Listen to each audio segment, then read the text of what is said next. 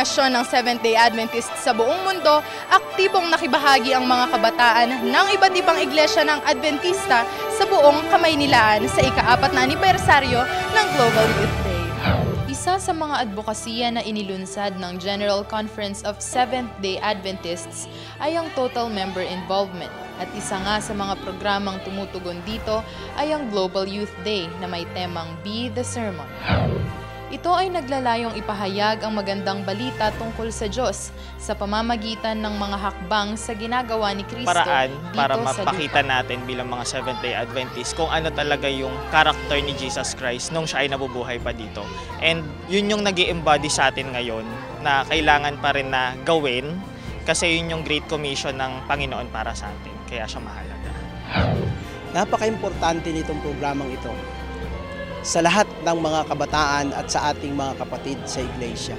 Sapagkat ito ang araw na itinakda para tayo ay lumabas sa iglesia, ipakita natin sa praktikal na paraan kung ano yung ating mga tinanggap na mga pagpapala mula sa Panginoon. Ang Panginoon ay nagbigay ng halimbawa na nung narito siya sa lupa, bagamat pumapasok siya sa sinagoga, pero hindi siya nagtatagal doon.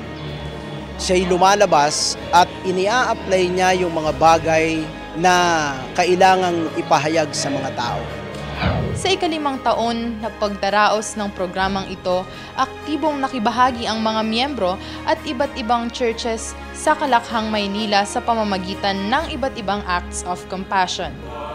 Mga kanta at panalangin ang ibinahagi ng Manila Adventist Medical Center Church Choir sa mga pasyente sa Philippine General Hospital.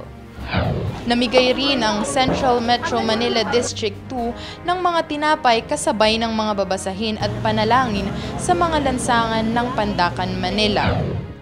Mga bata naman ang naging sentro ng Pasay Central Church sa kanilang worship and feeding program. Lubos na tuwa naman ang naramdaman ng mga naabot ng mga gawaing ito. Kumanta po. Nag-pray. Maganda po.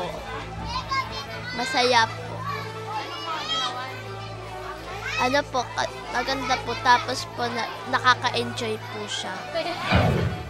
Masaya ring namahagi ng kani-kanilang mga karanasan ang mga kabataang Adventista na nakibahagi rito. And we are probably blessed, more blessed than the patients that we sang for. Just seeing them na umiiyak po at humihingi ng prayer. We sang for them na na-enjoy po nila. After po noon, we prayed for them individually.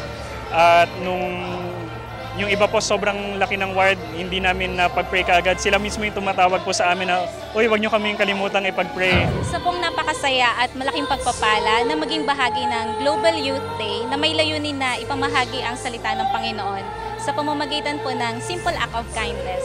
Ako po ay naniniwala at umaasa na patuloy nating pagyamanin ang mga ganitong gawain and always be the sermon. Salamat po. Sa pagtatapos ng kani-kanilang activities, nagtipon ang lahat ng kabataan ng Area 8. Mayroong mga kanta at testimonies na siya rin namang dinaluhan ng mga leader ng lungsod ng Pasay.